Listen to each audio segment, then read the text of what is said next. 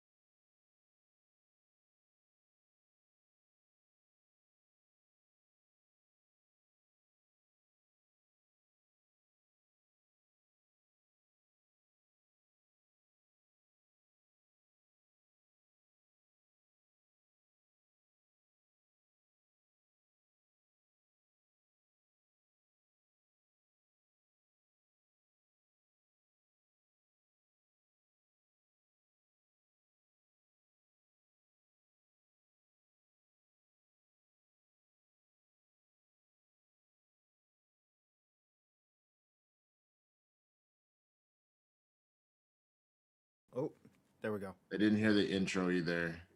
Anything? There we go. Y'all let me know when you can. We're good now? Okay. What up? Let's try that again. I'm the swaggy blood Winston A. Marshall, and welcome to another episode of the INNERGEEKDOM Show. Sorry about the sound stuff. It happens from time to time, but thank you for rocking with us. We appreciate it. Shout out to everybody on the podcast that is listening to us right now. Go ahead and leave us that 5-star review. It would be super, super helpful in helping us get sponsors and all that stuff. And be sure to send in your Streamlabs, your super chats throughout the show. That is how we support the shows, keep the lights on, all that good stuff. Today, we're talking about Jupiter's Legacy, the new Netflix superhero show. And I'm not going to pull any punches. I feel some type of way about this show. I'm not coming in hot like I normally do with WandaVision or Falcon and Winter Soldier. I'm like, oh my God, or Invincible, where I'm like nothing but praises. This is a little bit of a struggle bus for me. But I wanted to make sure that we got, all different sorts of point of views. And fortunately, our engineer extraordinaire, Mr. Dwain Burke, had some positive things to say about the show. Dwain, was good, brother?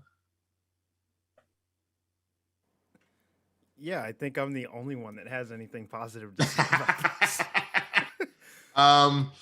And this other gentleman that I brought in today, he's got the hair of Utopian, but he's actually feeling more like a black star in this bitch when it comes to, oops, there's my one for the day. When it comes to what this show actually was, he is not a big fan. So I'm going to let him go ahead and introduce himself, and we're going to get into some discussion about this first season of Jupiter's Legacy. He is none other than the bandit himself, Mr. Ben Goddard. What's good, man? The code. You got to follow the code, everybody. You gotta follow the code. Look, I look like homeless Jesus while I save people. You gotta follow the code, guys. You gotta follow the code, dude. Anyways, and the funny thing is that we can talk about this, especially off the heels of the Falcon and the Winter Soldier, and we do kind of talk about superheroing and policing and what all that kind of means. So I do think that there's an interesting element to dive into there. But yeah, that code, bro, that code was something else. Your daddy is about to get his face punched in permanently, and you save him, and he's all like, "How could you save me?" Like that's the thing, is that I felt like they were trying to do the Man of Steel thing, with Zod and stuff, but it's like right. Superman was kind of winning that entire fight. Yes. And it wasn't a group, like, if the entire Justice League was getting, if we ever get a Darkseid movie, if the entire Justice League is getting their ass kicked by Darkseid, then that's a different story than a one-on-one fight where it's at least even, if not Superman winning it and him killing him, and he's got him in the chokehold where it's like, right there, you can fly him to the moon. You can, follow the code if you really want to. In that moment, like, we'll just jump into it, it was like the only good part of the show. And I was like, not that I expected more action, but it was like, I expected some after that. Real talk, what this reminded me of is, I don't know if you remember Heroes. I do.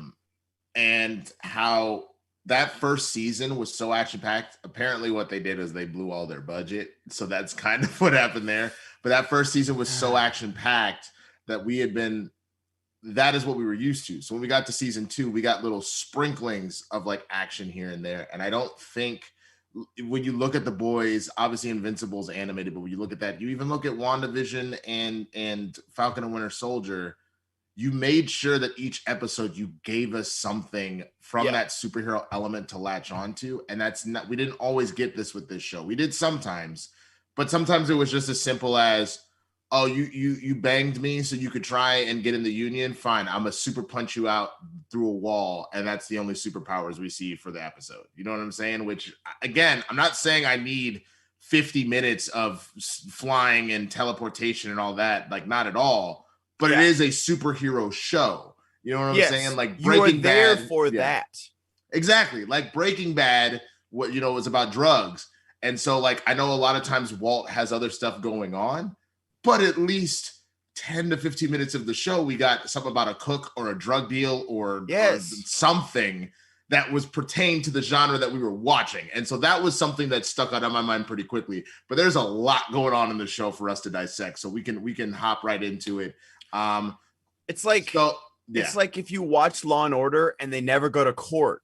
It's like, it happens sometimes, but if they do that, they're focused on the mystery. They're like, we have to catch this guy, and that's what the episode. You know what I'm saying? It's either it's all in court, it's all about the policing, or they show you half and half and do the split. So I agree with you, but you gotta show something. You know what I'm saying? It's something, and it's just like, I understood but like they needed to pick a lane of what they wanted to go for, because I know this is based on a comic and stuff like that, but it seemed like, we're gonna have them doing cocaine and having sex, but we're also gonna sprinkle in a CW budget and CW like drama, and it's like. And I'm sorry, like, we're talking about Chloe.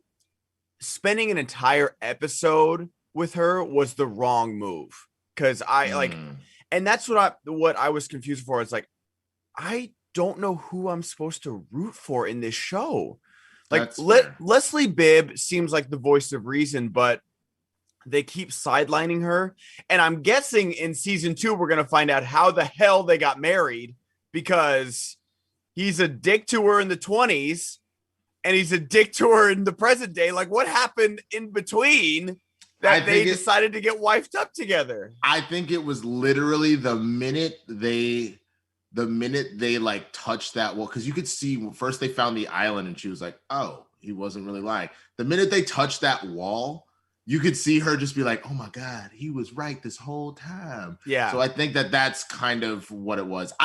I understand. I do see Afrofuturism Productions, Corey Scott Johnson in the chat, and he's saying, it's the comic is a superhero drama. It's not really about all that action, and I get that. I totally understand that.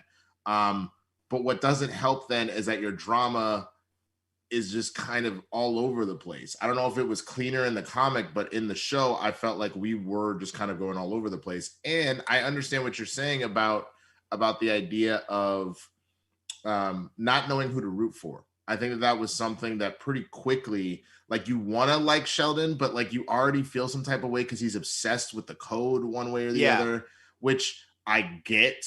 But if you notice, Superman isn't preaching about his code all the time. He's just living it. That's the other thing that was kind of weird to me. But Dwain said that there were moments of the show that he really liked. Dwain, tell us a little bit about what did it for you for the show, man.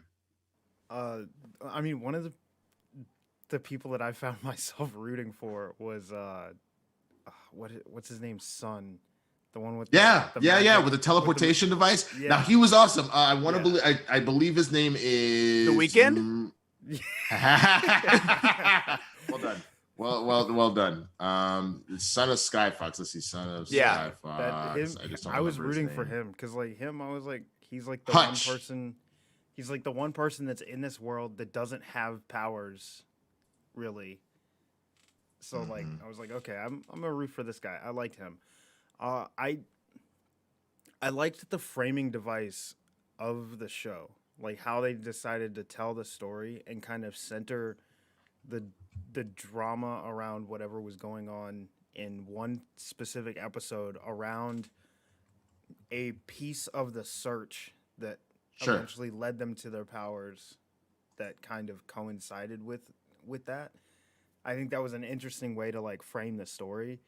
Right. I agree, like some of the characters were very difficult to like just deal with. Right. Some of the self-righteousness of like the newer heroes as well as Sheldon, I'm just like, dude, you gotta get off your high horse and come down here to the real world for a second. Right.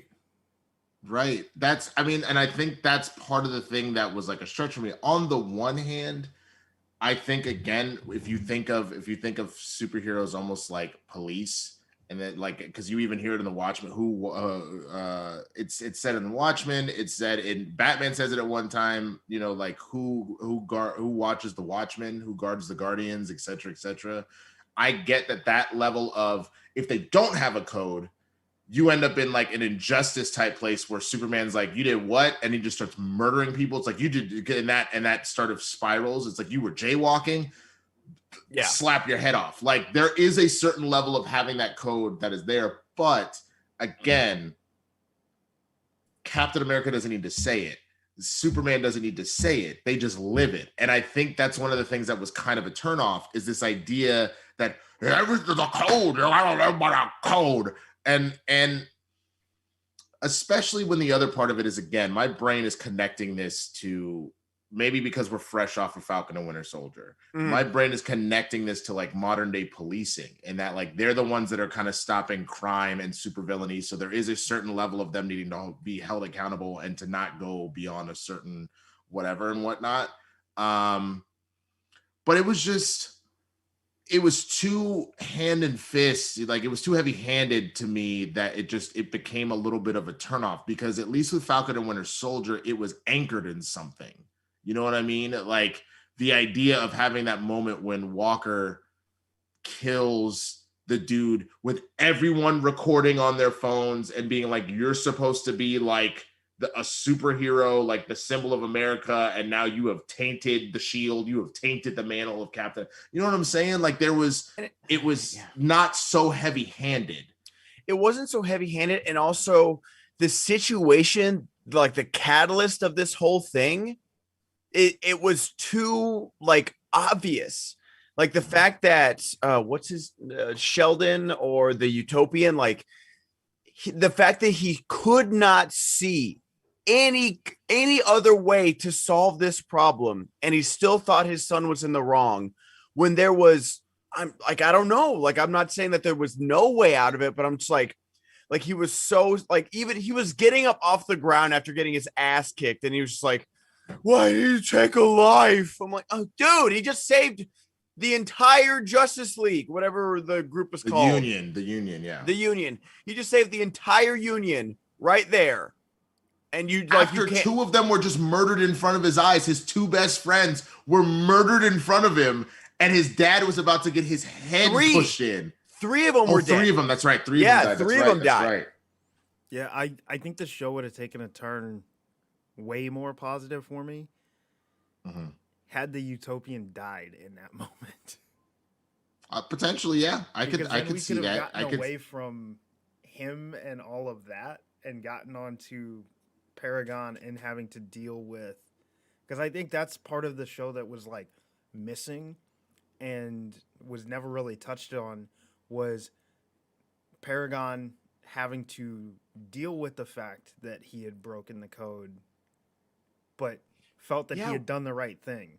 Yeah, we just leave him on the farm and we have like one or two conversations with the parents. I'm like, no, I want to hear from him. I want to, yeah. And then he comes back and his dad almost doesn't save him. Like Black Star like straight out calls him out. But like that was like another thing where like people were protesting. I don't think anyone would be protesting. I don't think anyone would be. They were protest. It's you're talking about after he did it, but they weren't protesting them being like you killed the Black Star clone. They were protesting because Utopian was still out here talking about, yeah, it shouldn't have happened. It'll never happen again. They're like, are you kidding me? So your virtues are more important than saving our lives, son? Like, are you on something?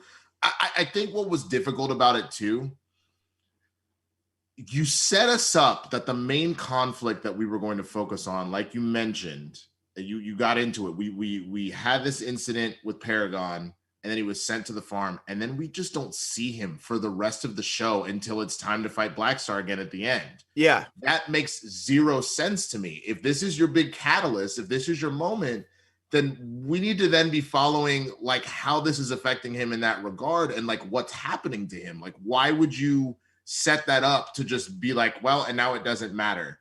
It felt very lopsided in that regard. Now let's kind of go through it. The story as is. Okay.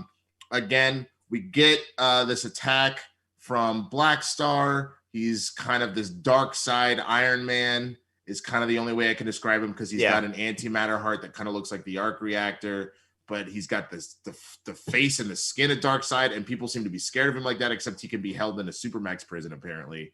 Darkseid would never be held at a Supermax. He would a Supermax with like a sliding glass door too. Like I know. No. He would have shut it all down. And that's the thing is that I'm not. I know. Like budget is like a real thing. I know it is, but in the age we are in, the golden age of superhero media, television, and especially with Netflix might not have that Disney Plus money. They should. They produce quite a few good things, but even like CW, like when you compare these budgets and the action scenes and like what they're doing, like it felt so bland. Like CW makes up for its budget by being like super imaginative and like really going for it and doing multiverses and all this stuff and craziness, and you're just like loving it.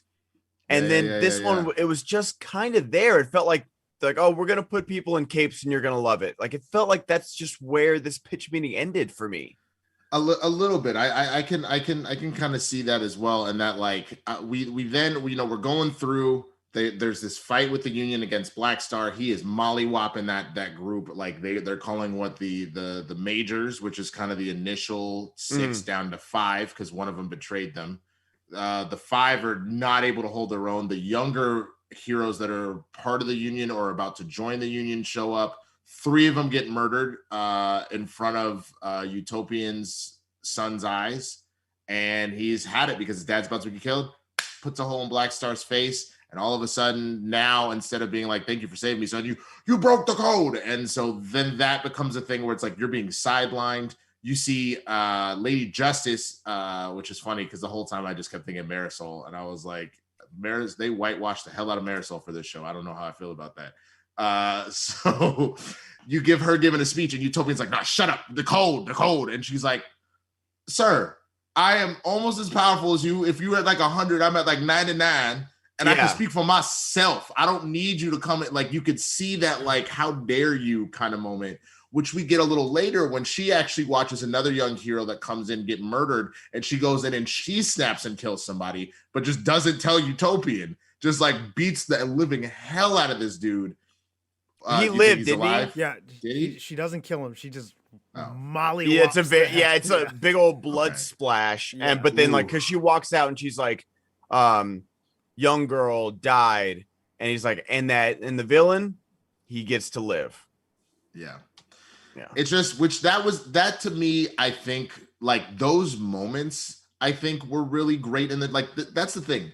I'm not lambasting the show across the board. There are a lot of really great moments. For me, the coolest sequence of the entire show is when Hutch, who is the son of Skyfox, which also, they all just have Superman powers just at varying degrees. Is that how this works? Because I mean, it's kind of the same way with the boys. Like, it's like they all have like different like main powers, but they're all like bulletproof, super strong, fast and stuff. But then there's Brainwave, and then because they even said that about Brainwave, that Brainwave is also super strong, but that's not his main power. You know what I'm saying? He's like Captain America strong, but can fly, and his main thing is his telepathy is like his big deal. Yeah, and his like assassin daughter, like she's like still bulletproof and stuff like that, but she has her telepathy. Well, I will say that's one of the things I did like about this show in particular, and its depiction of superheroes. No one is bulletproof, and no one is really like death proof, which is one of the things I really don't like about Superman. But like you've seen, there's a history of heroes dying, like even in the majors. Some of them are not there anymore. Right. And some of them have been hurt so bad that they're in wheelchairs. They're like, exactly. Yes. Like I really liked that aspect as well. Like even though these are superpowered, like incredibly superpowered beings, they are still vulnerable. Well, I don't have a problem with that. I agree. There's a certain level of where I don't always rock with Superman for the same thing, because I'm like, now this is just the best Superman stories have always been said. It's not, which is why I get this emphasis on the code. The best stories about Superman are not about what Superman can do. It's about what Superman should do. You know what I'm saying? It's literally about pushing his boundaries as close as you can, since he's supposed to be this symbol of like hope. So I get that. But again, we don't talk about it as much. You might get it occasionally. I feel like there was one of the best Batman stories was Jason Todd coming back and being like, bro, I would have thought after the Joker has murdered thousands, if not millions of people, that you would have put him down. And let alone if you did it to me. I'm supposed to be your brother. I'm supposed to be like an adoptive son to you. He killed me. I thought you would have ended him, but yet somehow you're still playing this stupid game with him. That stuff is interesting to me. But he's not out here being like, you live by a code, Batman. You live by a code. Like it got a little repetitive. And instead of getting at the actual philosophy behind it, you just kind of went by the title of it. You know what I'm saying? Which could be kind of draining. But I digress. The character that was most interesting was Hutch, who is the son of Skyfox. Skyfox, we are told, is a member of the Union, one of the original 6 that went rogue and like became a supervillain. We find out, spoiler alert, but again, look at the title of the episode, that at the end of the day, it was never Skyfox. It was actually Brainwave that convinced everybody that Skyfox had gone evil as a means for him to kind of take over and be the one in charge, but to also make his brother suffer is like the big, because that was his brother's best friend that we saw in the flashbacks that was always supporting him, being like, bro, I'm here with you. Let's get the people we got to get to go on this journey. If it'll help heal you or whatever needs to happen, like I want to support you in that regard.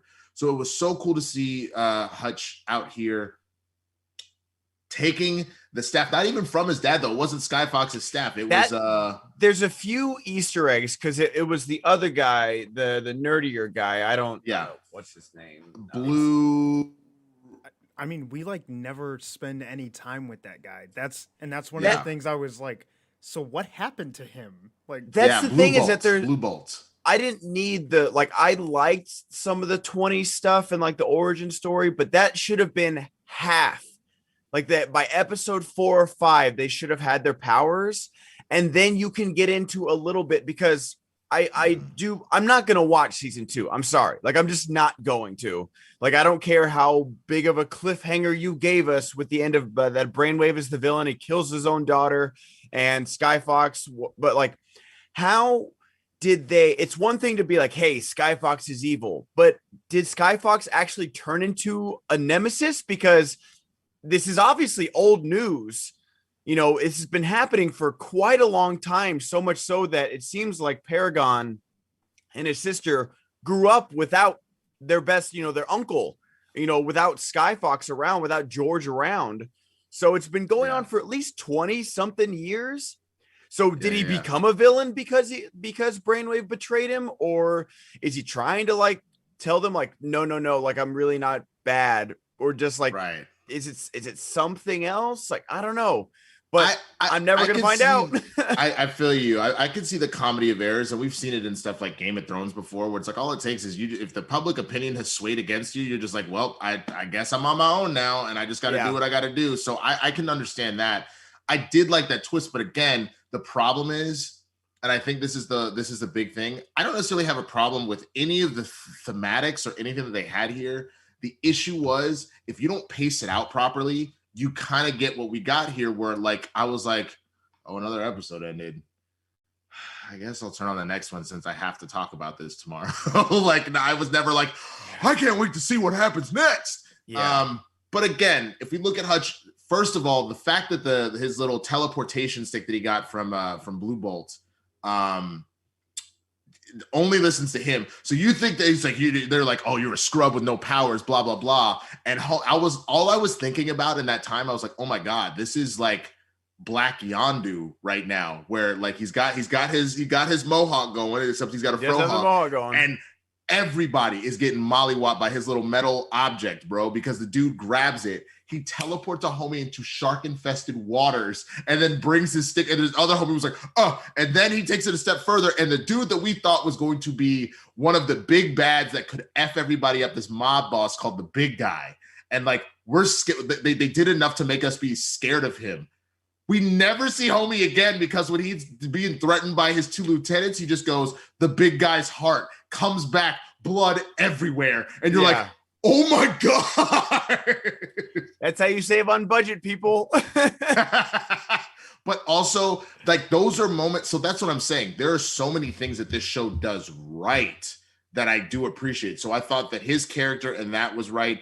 I know you felt some type of way about Chloe. I thought that it was actually super interesting to see. I don't know if I get the connect from her as the child version of her to the strung out version of her. Yeah. I don't know if I connect those dots, because I didn't even know if it was the same. Like, I know he said, like, I knew it was the same, but I was like, even doubting, I was like, wait, where? She never used her scream power again either. So like, I was like, that's why I was confused. Like, doesn't she have like Black Canary powers?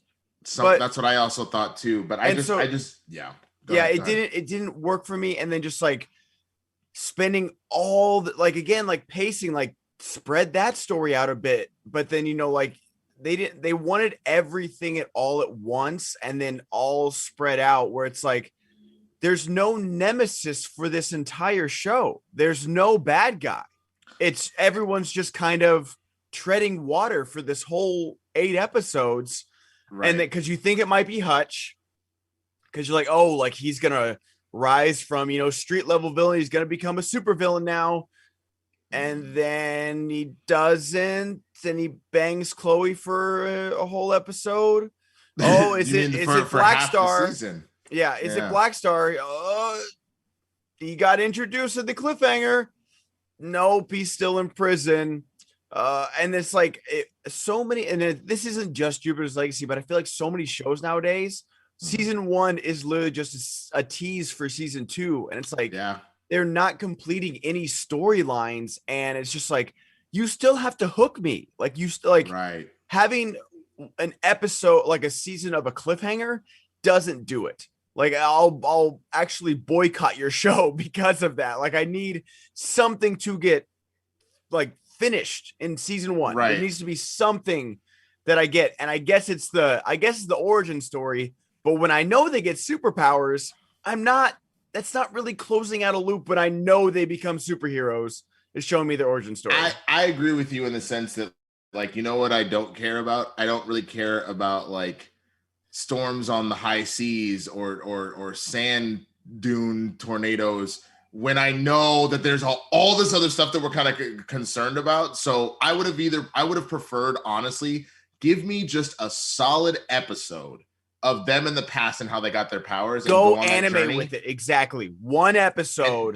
Just a full like episode, like 4 or something. And like, cause the comment is like, you guys didn't have to work for powers the way that we did. Yeah. And then boom, that's the end of episode 3. Episode 4, we cut to the 20s and we see their origin of how this kind of plays out. And that's the thing. I don't mind the idea of kind of time hopping back and forth, but to be honest, those were some of my, done properly on Arrow, because it felt like they were trying to emulate Arrow. It was great. But there were plenty of seasons of Arrow where these time hopping things were trash. And so you have to be very careful deciding to use that narrative. And that was something that did reign kind of boring for sure. in that regard. We're gonna keep getting into that. I want to take a quick moment to again encourage. Please send in the Streamlabs, the super chats. $20 gets read out loud. That's how we support the show and keep the lights on. We appreciate it. We have a goal of about 200. Hopefully we can get there before 10 o'clock. But I get it if you can't. Just send in because we do want to hear your voice and what you think about the show. I also want to take this moment to plug some amazing matches we have. For those of you that are movie trivia Schmoedown fans, there is a massive pay-per-view this Friday. Marisol McKee is taking on Janine the Machine in the undercard, which is huge because the winner of that goes on to play Kevin Smith in a number one contender match. You do not want to miss that because it is absolutely insane. But the big ticket item, the main event, the reigning INNERGEEKDOM champion, the Brown Dwarf star Mark Knopik takes on Mike the Killer Kalinowski for a third time. They're trying to put this rivalry to bed and figure out who is the real king or queen of the INNERGEEKDOM. It is going down this Friday. You do not want to miss it. $10 patrons automatically get it. But if you're not a patron, that's okay. Tickets are available at the schmoedownrundown.com. You do not want to miss that. So please go over there, make it happen. It's going to be absolutely everything. Now let's get back to the show. So we see this and with Hutch and that kind of thing. We get an episode with Chloe, which is really interesting. Which, by the way, before we get to Chloe, Hutch's crew is hilarious. I love them. So you have the two lesbian women that are like at one point Hutch just teleports into the loft and they're just like getting at it like, yo, dog, like you can't use a door, like you just go teleport in. They're like, oh, I got a job for us. So it's like, well, I don't want to do the job. And it's like, well, if you don't, the big guy will kill us. It's like, oh, okay, fine. Let's go get homie with the van. And he has to lie to him and be like, yo, the girls said they wanted you, like they needed you there, bro. And he said they did. Okay, I'll do it then. Only to find out they only wanted him for his like phase shifting van. They don't actually care about him at all. No, not at all. But they run into Utopian's daughter. They run into Chloe, and now they're scrambling. And they all have like dope powers of their own: cryokinesis, electrokinesis, or I guess electromagnetism.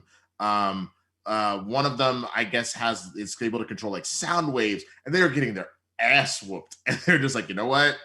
That's it. We're good. We're gonna take off. We're gonna get out of here. Like Chloe launches one girl up into space. I thought she killed her. Like, I thought she killed her. I did too. I was like, this is absolutely ridiculous. But their dynamic was fun. I would have loved more episodes of the four of them doing stuff. I mean, I don't know how the two of y'all feel about that. It was like the one, like I thought we were gonna. It was so weird, like all these different stories that they just like were throwing at us to see what sticks to the wall. And I thought we were gonna get this little heist crew, this little Ant-Man-esque crew. You know, he's got the van, she's got the shrinking quantum realm powers. Like you got the funny guy always talking about the van. Like it seemed like rife for like a good crew. You know, like these little guys doing these little heists and everything, and then they're just gone again. It's like, what's going on? It felt like. What's the show?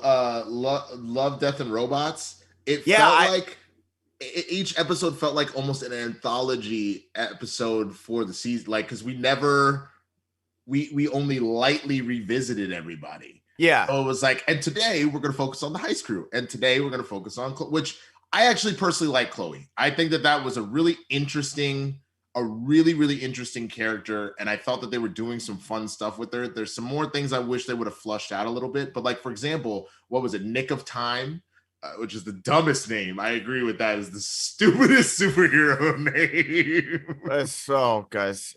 I mean, puns. I thought you would have liked it, man. I mean, it fits in this world, honestly. The Utopian, Skyfox, Brainwave, like they're not much better. Like they're not much better names than Nick of Time. Yeah. I guess he doesn't want to. I don't know if there's secret identities in this world, but I guess he doesn't want one, even if there is. Yeah, right. Jesus Christ. Well, I like the fact that like we had a story where it seems like he's a good dude and he goes to hook up with Chloe, and then it turns out that he's only doing it so that she can like try and get him into the union. I appreciated that because it further gave depth to her character about why she hates her family so much, is in this idea that people just use her to try and get to her father. So it like gave us this further character depth on her to see like how she even felt some type of way about Hutch for a second, where she was like, oh, so you're just banging me so that you can kill my dad. It's like, no. I don't care about that at all. Your business, my business, my business. It just so happens that you are the daughter of the Utopian, but I don't care. Maybe if she got introduced, like they should have introduced her at the club. Like that should have been her introduction. Because she's kind of a dick during dinner. She doesn't go to her friend's funeral. Like she crashes their party and like, steals their drugs and their alcohol. Yeah. And so like, I'm already like not really rooting for her because like, granted, like her dad is her dad's for sure a piece of work, but like her brother and her mother is actually trying, like they're trying. They are. And it's not our fault that we don't know what happened in the 20 years. Like, is that another season 2 thing we're going to see? I don't know. But we're in this time jump, so I'm not automatically on her side that she's had a shitty childhood or something like that. Like, no, at the beginning, she shouldn't have used her superpowers on a kid. I'm sorry. Yeah. Don't use your superpowers in a game of tag. But I will give her a pass. Children, how many times that you just cognitively haven't developed yet, or you haven't been taught fully properly, and he clearly had to reprimand her. Like, how many times were we told, don't run in the house, don't run in that, don't push your sister, don't whatever, and then you do it and you got an ass whooping, and then you had to learn your lesson to stop doing it. Like, I didn't catch that she was like gonna go full, I'm gonna start murdering people, though she was having a little temper tantrum. You do get worried because I think about like Homelander and like how it could send you down that path. But I gave her a pass on that. I agree that like what I really enjoy, like I even enjoyed the fact that she was on the shoot and we saw further how her addiction is kind of kicking. And they're like, okay, and now lift the car. She's like, I don't want to lift the car. And they're like, well, you're a superhero and that's what they want. They want you to emulate your mom.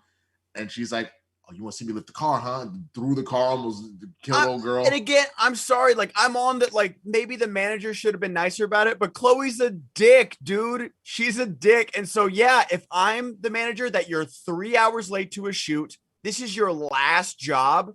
Like we see later, she's on the phone. This is her last brand deal. Mm-hmm. Lift the car. Like, this is why, like, that's what you got hired. Like, because you're a big name. And you can do it, and that's a good shot. Was the manager a dick too? Probably, but that doesn't mean you get to throw a Lambo across the warehouse. What that shows though is that our family drama can really affect us, because that's the truth. It's that's a massive trigger for her, is her family. But then B, how ugly addiction is, because you would have thought in the same way that you see like people that are like, like, hey man, I got these cheeseburgers, man. Man, because you're trying to get the next hit. Who wants a cheeseburger?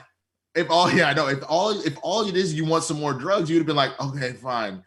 Here's the lift of the car. Now give me my money so I can get high. Like, you would have thought that would have kicked in, but that just also goes to show how deeply hurt and traumatized she is by this aspect of the Union and Utopian and Lady Justice and all that kind of stuff in that regard. And even the idea that like Paragon is considered like the golden boy, and even their interactions, I would have loved to see more of that. Like, that's how you get more of Paragon in the story. Have him and his sister reacting and trying to be like, you are too uptight and obsessed with dad and it's making you a psycho, and you're too strung out and whatnot and need to let I would have loved to see more interaction between the two of them. Absolutely. And that's where the heart of the show is. It's like them two like trying to figure out how to live in the shadow of their parents, like, and like one being the the castaway, like, oh, the black sheep of the family, and then one being the golden child. And it's just like, we get one conversation that's like 30 seconds long after dinner about it. I'm like, no, this is what the show should be for. Like,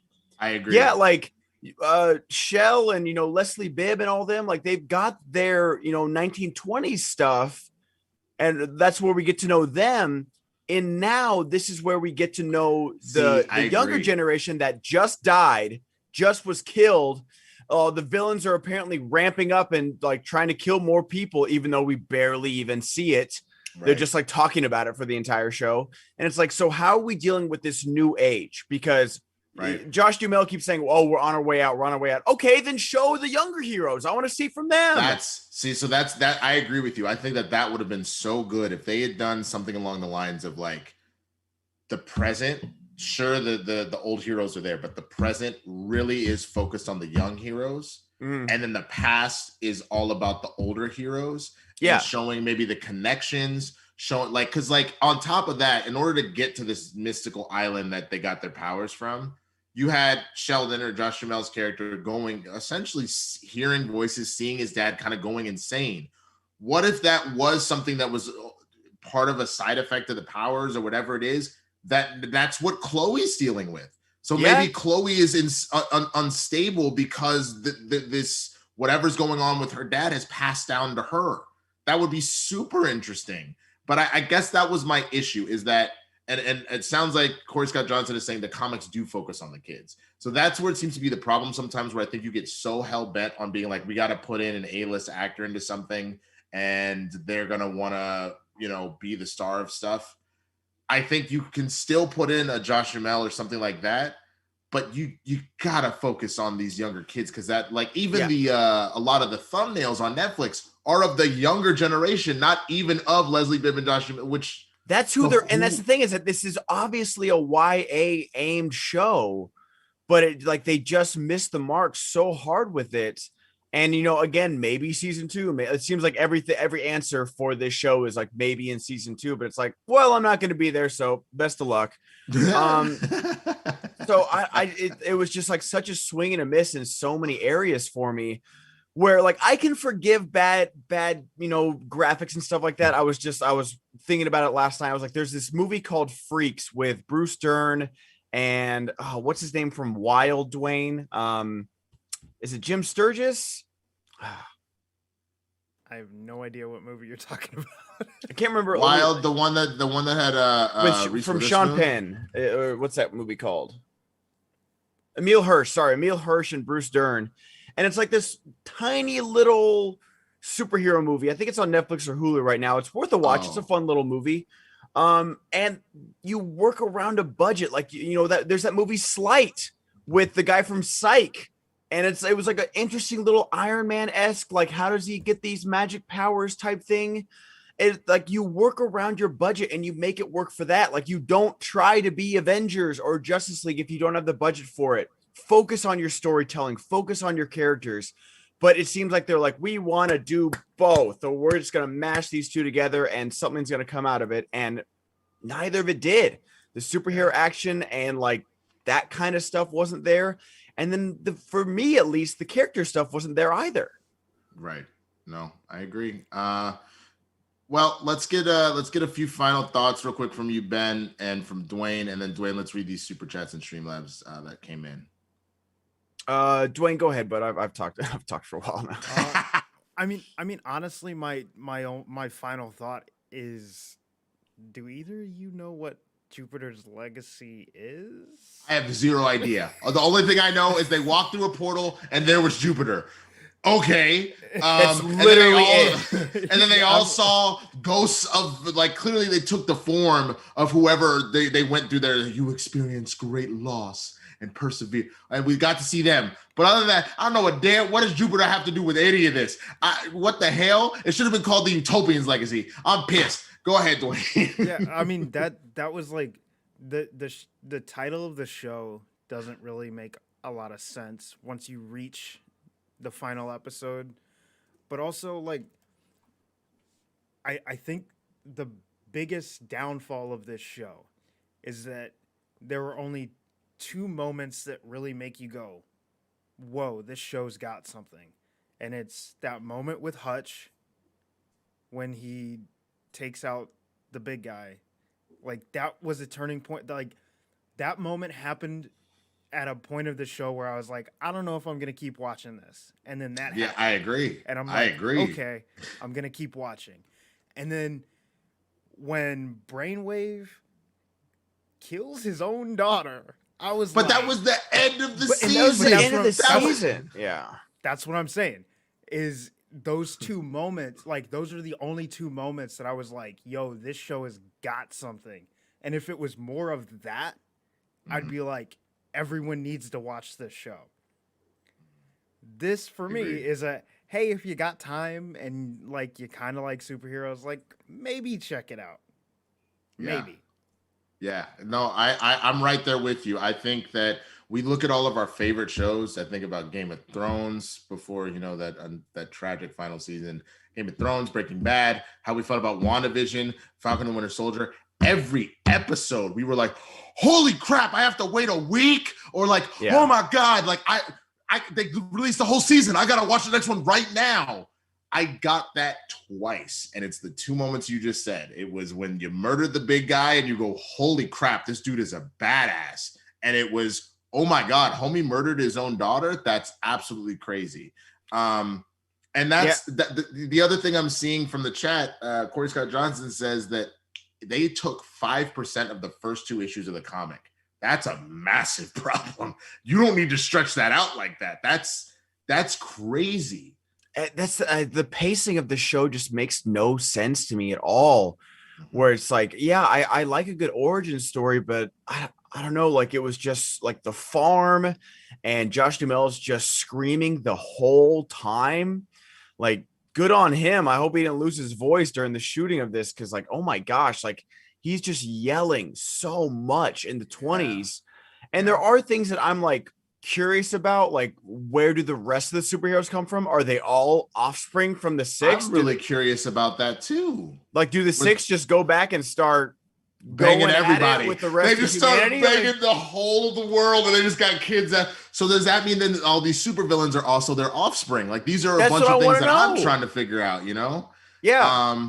Wow. I did. Dwayne, you look like you want to say something. I also really want to know when Sheldon made the choice to go from well manicured like Superman to homeless Jesus. Like what? What happened? Yeah, because even in Chloe and Paragon's childhood, he's got a big old beard, and I'm like, what's okay, the beard? And then when we show up in present day, he's just like raggedy as hell. I'm like, wait, but he looked good. Like, yeah, you're like, okay, this guy looks like the biggest superhero in the world. And the Skyfox betrayal had already happened as far as I could put the timeline together. So that's not what caused him to like let himself go. So like, maybe it was supposed to just be, it was supposed to really just be like, homie has seen, well, he's in therapy with the supervillain. So there's that. So maybe he's just gone off the deep end at this point and he's holding on by a thread. Because I won't lie, I was waiting for the shoe to drop where Utopian went full Homelander or Omni-Man. I was just waiting for him to just be like, "Oh, I'm sick of this," and just start swallowing on people. But I do see we got a super chat in. I want to get to that real quick. Go ahead, Dwayne. Yeah, Fool's Gill. Is the biggest issue that Jupiter's legacy came too late? Would it be better if it had came during phase 2 of the MCU or the golden age of the Arrowverse? No. Yes and would no. have helped. It would have helped. Yes, in the sense that yes, a lot of that stuff wasn't fully flushed out and developed to what it would become yet. So there's that. But I would just argue, how about you just, if you're going to go into this business of telling superhero stories, your ish just has to be super tight. That's it. Because Invincible came out right now. And again, I know it's animated, but Invincible was incredible. It was damn near flawless. The Boys came out now and also was incredible and damn near flawless. So it's not that, because I think that there is a story here in Jupiter's legacy. I just don't think that they told it very well. That is my concern. Yeah, and that's the thing. Like, I think it would help, but it doesn't make the story or the storytelling better. Like, you'd still need someone better at the helm of how to balance out the origin story and present day and the characters. Like, I'll take this in 2012 with the same budget and the same graphics, and I'd be okay with it. But is it the same amount of episodes? Is it the same season 1 is just a tease for season 2 type thing? Then I don't really want to watch it still. Yeah, because I mean, we might be on board with it, but I think back to what Dark Knight came out, 2008? Is that right? Yeah. Dark Knight is one of the peak in superhero storytelling. Now, Dark Knight and Iron Man. Iron Man came out that year too. So like I'm in that mindset of like, okay, if this had come out in 2008, I would have slept on this because yeah, they're movies, but both of those were done phenomenally well. You know what I mean? So I think, and I hope, because it does sound like there was a showrunner switch halfway through the season. After episode 4, there was a showrunner change. So that does change kind of how the story obviously was being filmed and told. And production hell can really affect your final product. But I do hope that when the second season comes out, that a lot of these concerns that were kind of happening with the storytelling, that we get more of the younger kids, that we don't focus on the 20s anymore. If we maybe want to focus on their superheroing and how the code became important and stuff like that, and how Skyfox went evil or got portrayed as evil, if they want to do that, I can respect that, and that would be kind of interesting for season 2. But I just hope that a lot of these problems that plagued them in this first season do get addressed when we get to the second one. We know Ben's not going to be watching it. I will probably have to, because I still host this show. Well, with real quick. You want to talk about some breaking news real quick that is what related? happened? Oh, what's that? All right, so coming from J.J. Abrams and Matt Reeves, there's going to be a new animated Batman show called Batman Caped Crusader. And there's also going to be a new Superman show called My Adventures with Superman, starring Jack Quaid as Superman / Clark Kent. Wow. Both of those going to HBO Max. Is Kevin Conroy doing the voice? Do we know, Dwayne? There was nothing released but a poster for the Batman show. Got it. Wow. Okay. Well, I'm gonna have to do some more research on that. Yeah. I'm sure we'll talk about it over at Blurs in the Hood tomorrow. But we might, next week, depending on what we're doing, I will let y'all know. We got to find out what title we want to explore next, or if we're just going to do some more news, because we're still about 2 weeks away from Loki. So we got a little bit of time before we get to there. But before we get out of there, Ben Goddard, tell them how they can find you, man. Everywhere at the Ben Goddard, y'all. I'll be streaming on Twitch tonight. It's a spooky stream, so I'll have scare alerts on. I'm playing Resident Evil Village. We got the big old vampire lady. So that's all I need to say for that selling point right there. That's what's up. Dwain Burke, tell them how to find you, man. You can find me anywhere on the internet at BurkeMade. Please check out my YouTube channel.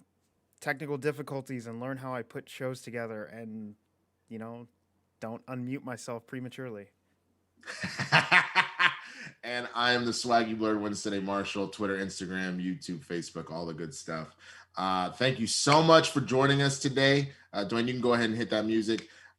We are going to be here every Wednesday. We shifted from Fridays to Wednesdays with the Sith Council show, so they can review The Bad Batch, and we can prepare to review Loki. So that's going to be a good time. Obviously, guests come in and talk about how great that show is. So come back here next Wednesday, 9 a.m. Pacific time, as we cover all of that. Do not miss the Mara versus Kalinowski throwdown this Friday. Again, $10 patrons already got it, or you can go to schmoedownrundown.com to get your tickets.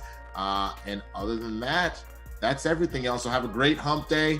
Y'all take care of yourselves. I'll see you next time. Peace.